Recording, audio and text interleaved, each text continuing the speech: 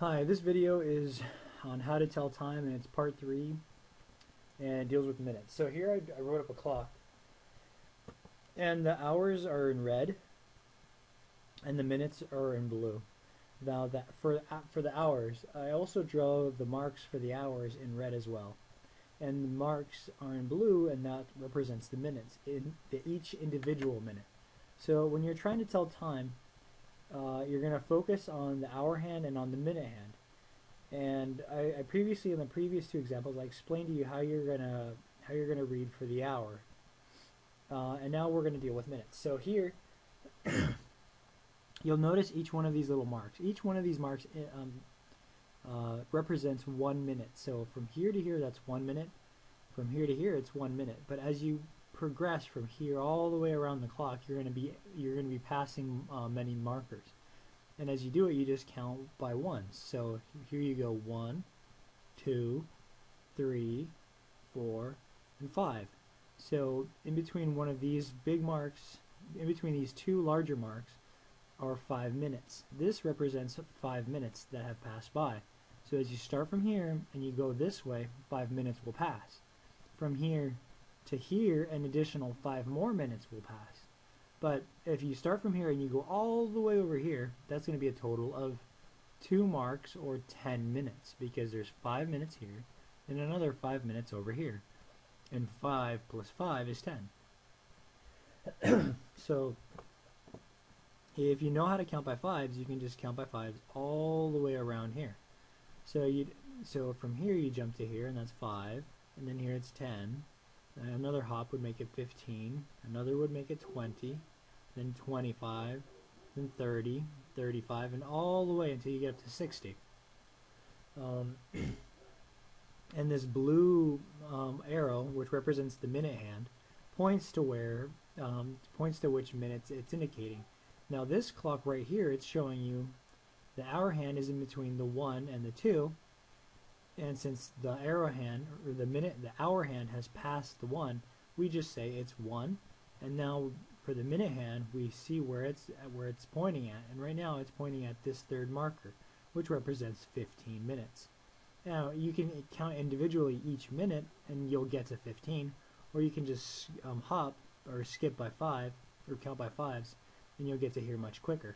But if you were to count each one, it would be 1, 2, 3, 4, 5, 6, 7, 8, 9, 10, 11, 12, 13, 14, and 15. And that's where the minute hand is pointing. And it starts from up here, and it works its way all the way down to here. The same with the hour hand. It starts up here and it works its way down. So now let's go to the second one, and let's try to figure out what time it's on it. So right here, if I wanted to say exactly what time it's pointing at right here, this minute hand, I would start here and I would count all the way until I get to that one, and that will be how many minutes have passed. So starting from here, it's 1, 2, 3, 4, 5, 6, 7. So 7 minutes have passed. Now what about the hours? So the hour hand is pointing right here, in between the 2 and the 3. And it has just passed the 2. So right now, it's 2:07, because 7 minutes have passed. So this clock represents 2 hours and 7 minutes. So let's go to the next one. So check out this one and see if you can figure out what time it is. I recommend you pause it right here and then work it out and try to figure it out. Okay, I assumed you paused it, and now I'm going to tell you what time it is. So I'm going to count by fives. So 5, 10, and now since if I keep counting by fives, I'm going to pass this mark. So now I'm going to just start counting by ones. So this is 10, 11, 12, 13, 14. So 14 minutes have passed. From starting from here all the way down to here, it's 14 minutes. Now let's see what hour it is. So since the hour hand is in between the 12 and the 1, and it has passed 12, we're going to say it's 12, and then we're going to say the minutes. So it's 12:14. This clock represents 12:14. Now let's go down to the next one. So here, what time does this say? So let's start with the hours, because you always start with the hours, and you can tell that this hour hand is in between the 11 and the 12, And since this hour hand just passed the 11, we're going to say it's 11.